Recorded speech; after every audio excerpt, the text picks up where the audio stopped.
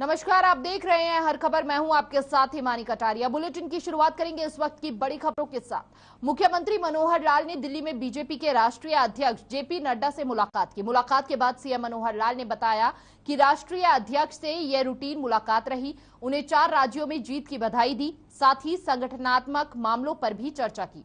CM ने बताया कि प्रदेश के खिलाड़ियों के लिए खेल कोटे को अंतर्गत राज्य सरकार ने ग्रुप सी की कुल नौकरियों में 3% आरक्षण बहाल करने का निर्णय लिया है। नौकरियों के लिए खेल कोटा हेतु 10% आरक्षण पहले से ही जारी है। हरियाणा सरकार अपनी पदक लाओ पद पाओ कार्यक्रम के तहत भविष्य में भी उत्कृष्ट खिलाड़ियों को नौकरियां प्रदान करेगी। ग्रुप सी में नौकरियों में 3% आरक्षण के निर्णय से लगभग 400 से 450 खिलाड़ियों को हर साल नौकरी मिलेगी। 14 अप्रैल को नड्डा जी हरियाणा में गुड़गांव में आएंगे, तो वो कार्यक्रम आज फाइनल करके और एक प्रकार से उनसे सहमति ले ली है। वहाँ हमारा जो कार्यालय बना है उस कार्यालय के उद्घाटन के अवसर पर उनको बुलाया है। आज उन्होंने सहमति दी है, उसमें आएंगे। और विशेष तौर पर एक कार्यक्रम अभी स्पेशली चैलेंज्ड जो डिसेबल्ड व्यक्ति हैं, बच्चे हैं, उनके कार्यक्रम हरियाणा में 3 जगह पर हो रहे हैं, उसकी भी चर्चा उसमें साथ में मल्लिका नड्डा जी भी, उनकी जो सहधर्मिणी है, वो भी इसके अंदर रुचि रखती हैं। तो उन्होंने एक ऑर्गेनाइजेशन बनाई है। उस आधार के ऊपर कोविड के बाद ऐसे जो लोग हैं उनको उनकी मेडिकल चेकअप की व्यवस्था, उनको एक प्रकार से आउटिंग किया जाए। तो हरियाणा में 3 बड़े कार्यक्रम होंगे। देश भर में ऐसे वो कार्यक्रम हो रहे हैं। 7 तारीख को पंचकुला होगा, अभी गुड़गांव में भी कार्यक्रम हो रहा है एससीटी यूनिवर्सिटी के अंदर, उसमें गवर्नर साहब भी आ रहे हैं। तो ऐसे उस कार्यक्रम की चर्चा हुई। मोटे रूप से इस प्रकार की चर्चाएं सारी। तो मुख्यमंत्री मनोहर लाल के कुशल नेतृत्व में हरियाणा सरकार लगातार खेल तथा खिलाड़ियों की बेहतरी के लिए काम कर रही है। सरकार की कोशिश है कि प्रदेश में खिलाड़ियों को हर संभव सुविधाएं और उचित अवसर प्रदान किए जाएं, ताकि वह देश और प्रदेश का नाम रोशन कर सके। इसी कड़ी में खिलाड़ियों को और अधिक मौके देने के लिए सरकार ने 3 श्रेणी की कुल नौकरियों में 3% दर से आरक्षण जारी रखने का निर्णय लिया है, जबकि श्रेणी डी की नौकरियों के लिए खेल कोटे के लिए 10% की दर से आरक्षण पहले से ही जारी है।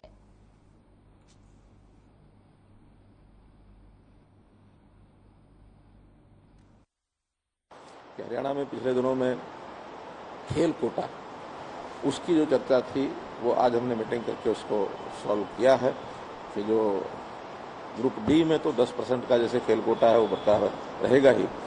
देश हमने जो पदक लाओ पद पाओ इस प्रकार की नीति पर जो एक कार्यक्रम बनाया था, उसके अंदर 3% को खत्म किया था। हमें लगता था कि इतनी बड़ी संख्या उसमें ही आ जाएगी, लेकिन वो ग्रुप सी में वो संख्या कम आ रही थी। तो इसलिए हमने ग्रुप सी का वापस जो 3% का कोटा है वो बहाल कर दिया है। और उसके अंतर्गत लगभग प्रदेश में 400 450 लोग हर वर्ष और इस योजना के अंदर 3% में नौकरी पाएंगे। तो नारनौंद के बास गांव के ग्रामीणों ने पिछले 1 महीने से अनाज मंडी में तहसील के सामने लगातार धरना प्रदर्शन कर रहे हैं। ग्रामीणों की मांग है कि नगर पालिका का दर्जा रद्द करके बास की 4 पंचायतों को बहाल किया जाए। वहीं धरने के समर्थन में जेजेपी विधायक रामकुमार गौतम पहुंचे और ग्रामीणों को आश्वासन दिया कि मैंने मुख्यमंत्री से बातचीत कर ली है, जल्द ही बास नगर पालिका का दर्जा रद्द कर दिया जाएगा।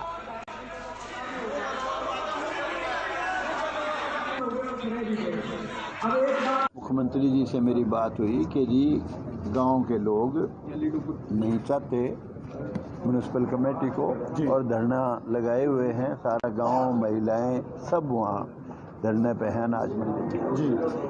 तो कहने लगे जब गांव के लोग नहीं चाहते जी तो बिल्कुल हटा देंगे कमेटी को, पंचायत बना देंगे जी। ये उन्होंने मुझे पूरा प्रॉमिस करा। थोड़ी सी प्रक्रिया है जी, वो कर लेते हैं, पूरी जरूर हटाएंगे। तो जिले में फसल खरीद की तैयारियों को लेकर डीसी कैप्टन शक्ति सिंह ने अपने कार्यालय में बैठक की। उन्होंने कहा कि फसल खरीद को लेकर सरकार पूरी तरह से गंभीर है। साथ ही कहा कि फसल खरीद प्रक्रिया के दौरान चाहे खरीद सरकारी हो या प्राइवेट, फसल लेकर आई किसी भी वाहन की एंट्री और एग्जिट केवल गेट पास से ही होगी।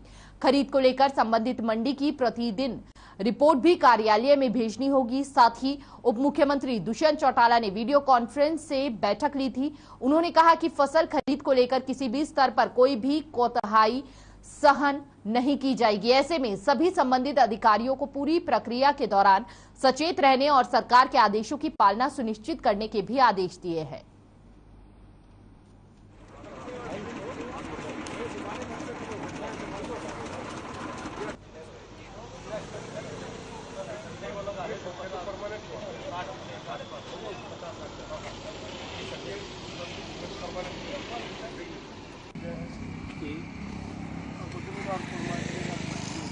माननीय मुख्यमंत्री जी ने जो वीट प्रोक्योरमेंट है, खरीद की जो तैयारियां हैं उसके बारे में जायजा लिया है पूरे स्टेट का, और हमारे जिले में अपनी तरफ से हमने सारी तैयारियां पूरी कर दी हैं।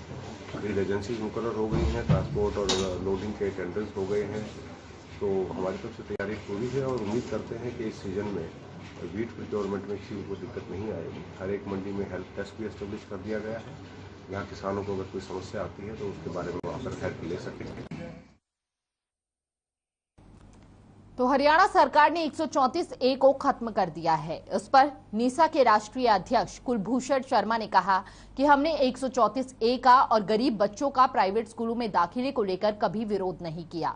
हमारा विरोध हमेशा इसके लिए पात्र विद्यार्थियों की प्रक्रिया को लेकर रहा है और इसकी भुगतान प्रक्रिया को लेकर रहा है। वहीं कुलभूषण शर्मा ने कहा कि जो 75,000 विद्यार्थी 8वीं कक्षा तक 134A में पढ़ रहे हैं, उनका 134A खत्म होने के बाद क्या होगा, सरकार लिखित में स्पष्ट करे।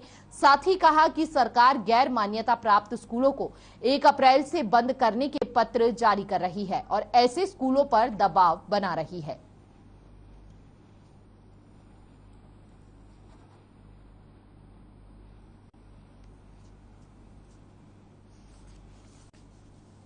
तो NISA के राष्ट्रीय अध्यक्ष है कुलभूषण।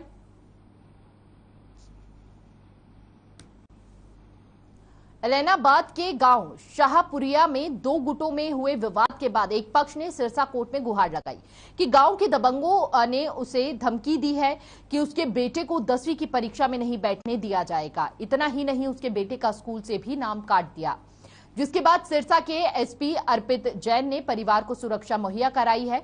पीड़ित के बेटे को पुलिस सुरक्षा में गांव में बने विद्यालय में परीक्षा दिलवाई। सिरसा के SP अर्पित जैन ने कहा कि गांव में 2 पक्षों में विवाद हुआ था, दोनों के खिलाफ मामला दर्ज कर जांच शुरू कर दी गई है।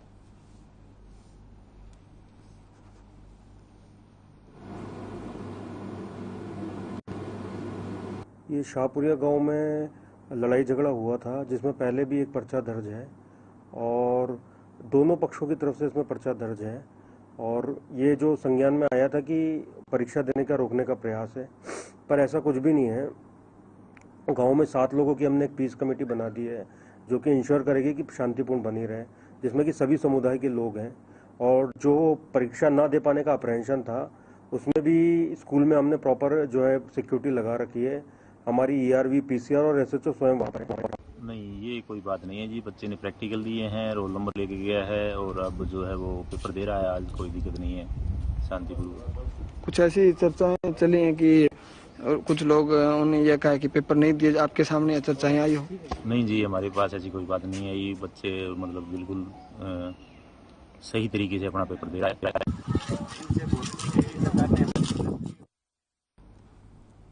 तो नारनौंद के बास गांव में थाना परिसर के पास एक तेज रफ्तार ट्रैक्टर की मोटरसाइकिल से टक्कर हो गई, जिसमें मोटरसाइकिल सवार युवक की मौके पर ही मौत हो गई। वहीं ट्रैक्टर चालक ट्रैक्टर को छोड़कर मौके से फरार हो गया। सूचना मिलते ही पुलिस मौके पर पहुंची और शव को पोस्टमार्टम के लिए अस्पताल भेजा। साथ ही पुलिस आरोपी की जांच में जुट गई है।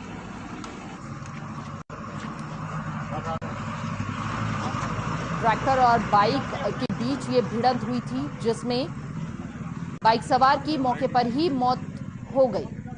पुलिस जांच में जुटी हुई है, लगातार आरोपी की तलाश कर रही है। ट्रैक्टर और बाइक के बीच ये भिड़ंत हुई थी। नारनौंद का पूरा मामला। तो बहादुरगढ़ की एनसीआर नहर में एक 14 साल के बच्चे के डूबने का मामला सामने आया है। दरअसल 14 साल का मयंक अपने मकान मालिक धीरज के साथ नहर में नहाने गया था, लेकिन गहरे पानी में डूबने से उसकी मौत हो गई। वहीं परिजनों ने मकान मालिक पर बच्चे को डुबाकर मारने के गंभीर आरोप लगाए हैं। साथ ही मयंक के पिता रणबीर की शिकायत के आधार पर पुलिस ने हत्या का केस दर्ज कर जांच शुरू कर दी है।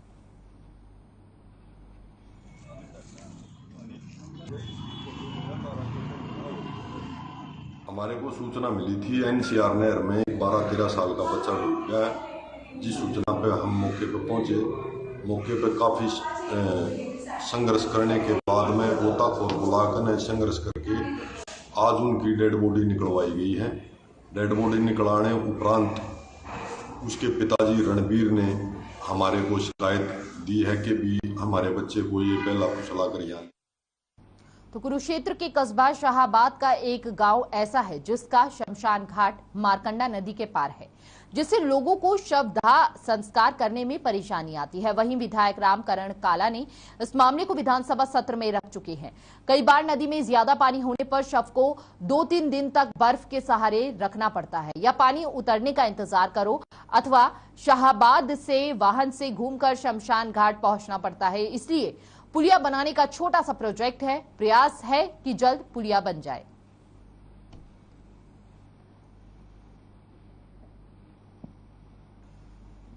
तो नदी में ज्यादा पानी होने से कई बार आम जनता को बेहद परेशानियों का सामना करना पड़ता है। कई बार मृतक की लाश को कई दिनों तक बर्फ पर ही रखना पड़ता है।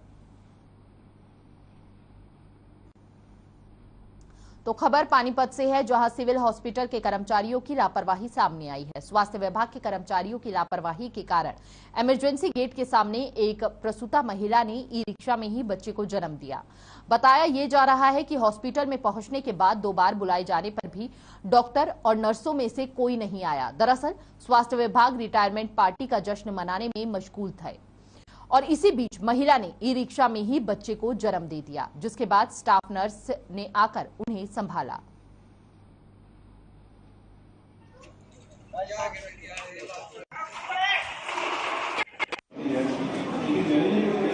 इनके वाइफ प्रेग्नेंट थी, मैं ऊपर गया था इनको बुलाने के लिए, इनकी मदद करी थी मैंने। ये भाई हैं और उनको बुलाने गया, कोई सुन नहीं रहा था। क्या सुबह ये बताओ क्या गए? कितने बार गए? 2 बार गए। 2 बार गए ना जी, 2 बार गए। कोई नहीं है, मैं खड़ा भी था। डिलीवरी बाहर हुई। तो झज्जर के सामान्य अस्पताल में मिशन हॉस्पिटल निरीक्षण करने पहुंची। इस दौरान सुविधाओं को लेकर मिला जुला असर देखने को मिला। वहीं अस्पताल में डॉक्टरों की संख्या भी करीब 46 बताई जा रही है। इसके अलावा 26 अन्य फील्ड का स्टाफ बताया जा रहा है। और जहां तक इलाज और दवाइयों की बात है तो मरीज खुद यह मान रहे हैं कि समय समय पर मरीजों को दवाइयां दी जा रही हैं और उनकी देखरेख भी हो रही है। हालांकि इस दौरान टॉयलेट में साफ सफाई की कमी देखने को मिलती है, तो लिफ्ट भी कई बार बंद मिलती है, जिससे मरीजों को परेशानियों का सामना करना पड़ता है।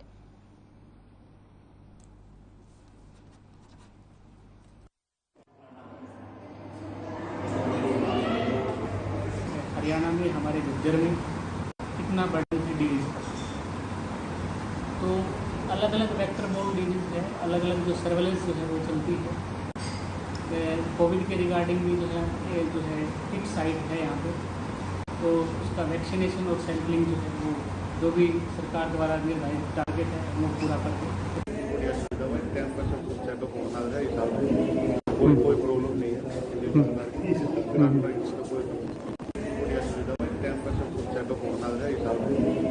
कोई प्रॉब्लम नहीं है।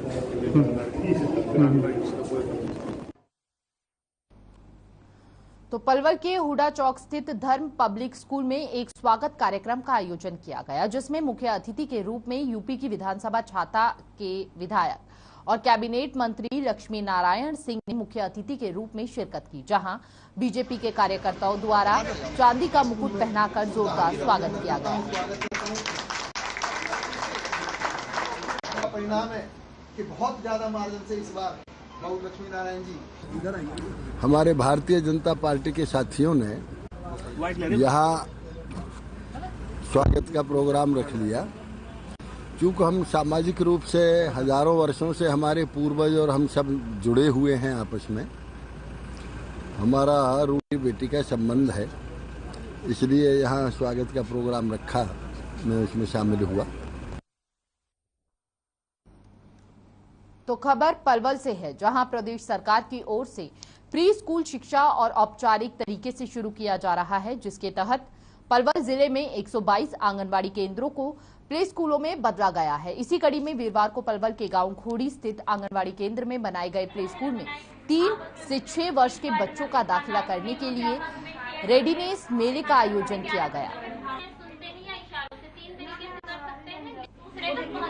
जो कि हम बोलकर, लिखकर या फिर सांकेतिक इशारे। जो हमारे आंगनवाड़ी केंद्र हैं वो पहले भी स्कूल पूर्व शिक्षा प्रदान करते थे, लेकिन फिलहाल उसको और बेहतर बनाने के लिए और जो हम ये चाह रहे हैं कि जो प्राइवेट प्ले स्कूलों में एक्टिविटीज़ करवाई जाती हैं या बच्चों को शिक्षा दी जाती है, उसी तर्ज पे हम आंगनवाड़ी केंद्र में बच्चों को तैयार करें, ताकि जब वो 6 साल का हो और वो फर्स्ट क्लास में जाए तो उसको सारी एक बेसिक चीज़ें पता हो। तो उसके लिए हमारे पलवल जिले से 122 आंगनवाड़ी केंद्र हैं जो प्ले स्कूल में कन्वर्ट हुए हैं और हमारे ब्लॉक।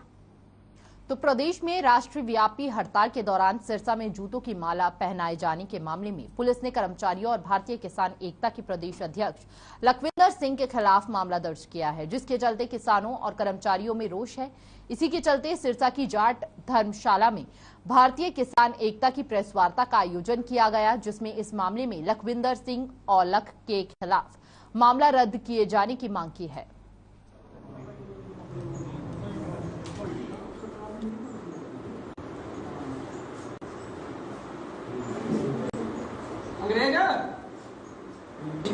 बीते दिनों के 28 ਤੇ 29 तरीक ਨੂੰ ट्रेड यूनियन की जो हड़ताल सी किसान जथेबंदियां ਉਹਦਾ हिस्सा बनिया। संयुक्त मोर्चे वालों कॉल सी उन्होंने एजीटेशन के उन्होंने सहयोग देना। सरसे दियां सब जथेबंदियां जो उन्होंने ट्रेड यूनियन का साथ दिता। इस एपीसोड के सरकार ते प्रशासन की मिली भगत ते सरकार के कुछ दलाल लोग उन्हों की ट्रेड यूनियन के प्रति ते किसान जथेबंदियों के प्रति एक गंदी सोच का नतीजा मिला। बिल्कुल शांतिपूर्ण तरीके दे नाल एजुकेशन चलिया।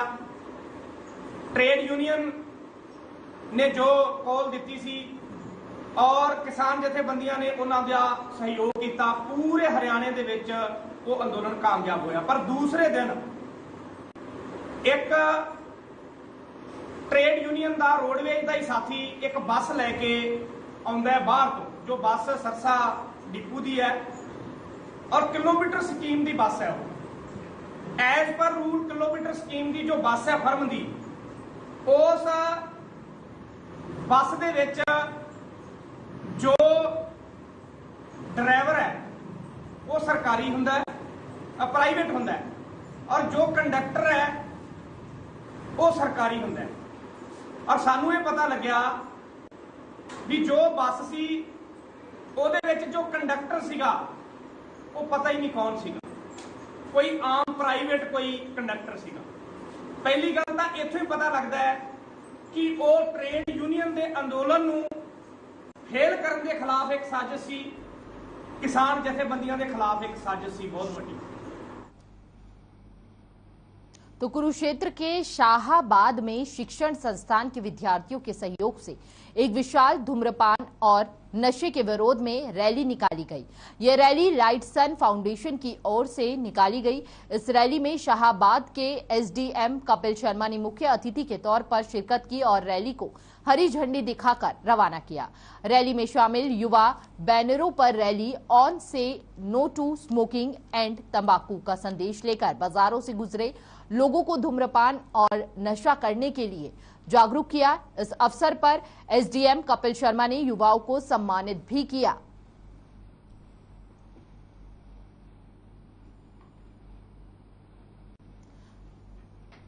तो एसडीएम कपिल शर्मा ने शिरकत की, वहां पर वह खुद पहुंचे रैली के दौरान और साथ ही साथ रैली को हरी झंडी दिखाकर रवाना किया गया, जहां पर नशे के खिलाफ युवाओं को कहीं ना कहीं जागरूक करने के लिए यह बड़ा योगदान है। ये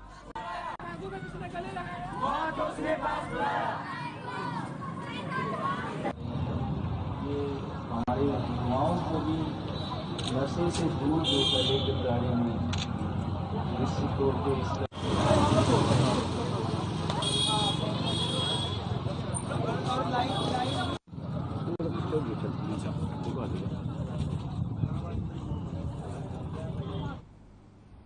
तो अखिल भारतीय विद्यार्थी परिषद हरियाणा का 53वां प्रांत अधिवेशन कुरुक्षेत्र में होने जा रहा है, जिसमें प्रदेश भर के 250 कार्यकर्ता भाग लेंगे। अधिवेशन का पोस्टर विमोचन कुरुक्षेत्र इकाई ने प्रदेश अध्यक्ष प्रोफेसर आशुतोष कुमार सिंह की उपस्थिति में किया। प्रांत अधिवेशन में शैक्षिक और सामाजिक विषयों पर गहन चर्चा की जाती है। इसके साथ ही वर्तमान समय की परिस्थितियों से संबंधित विषयों पर प्रस्ताव पारित किए जाते हैं, जिसके आधार पर प्रदेश भर में वर्ष भर संगठनात्मक कार्य किए जाते हैं। उन्होंने बिग पोस्टर का विमोचन किया। यह कार्यक्रम हमारा 2 अप्रैल को होने अखिल भारतीय विद्यार्थी परिषद हरियाणा प्रांत का 53वां अधिवेशन कुरुक्षेत्र में 2 अप्रैल को होने जा रहा है। उस कार्यक्रम का आज पोस्टर विमोचन कुरुक्षेत्र विश्वविद्यालय में हुआ है और इसमें करीब 200 से 250 की संख्या में पूरे प्रदेश से विद्यार्थी परिषद के कार्यकर्ता कुरुक्षेत्र में आएंगे और अपना 1 दिन का सत्र रहने वाला है, जिसमें हम लोग सामाजिक और शिक्षा सत्र रखेंगे। उसमें से अपने जो भी विचार निकल करके आएंगे उस पर विद्यार्थी परिषद पूरे वर्ष। तो जाखल में अध्यापक अजीत शास्त्री सिधानी की सेवानिवृत्ति पर सरकारी स्कूल में सम्मान समारोह आयोजित किया गया। इस दौरान अध्यापक संगठन, सर्व कर्मचारी संघ, किसान यूनियन और अन्य सामाजिक संगठनों के पदाधिकारी ने सेवानिवृत्त अध्यापक अजीत शास्त्री और उनके परिवार को स्मृति चिन्ह देकर सम्मानित किया। वहीं भगत सिंह की प्रतिमा का अनावरण भी किया। समारोह के समापन पर अध्यापक अजीत सिंह और उनके परिवार ने समारोह में पहुंचे सभी लोगों का आभार जताया। उसके बाद स्कूल नहीं था तो साथ उसमें ट्रैक्टर ईंटों से भरी ट्राली चढ़ाते हुए वो ट्रैक्टर पलट गया था और उसमें वो एक्सपायर हो गए थे। शास्त्री जी के पैदा होने से पहले उनके सिर से पिता का साया छूट गया था। तो फिलहाल इस बुलेटिन में इतना ही। तमाम बड़ी खबरों के लिए बने रहिए हर खबर के साथ। नमस्कार।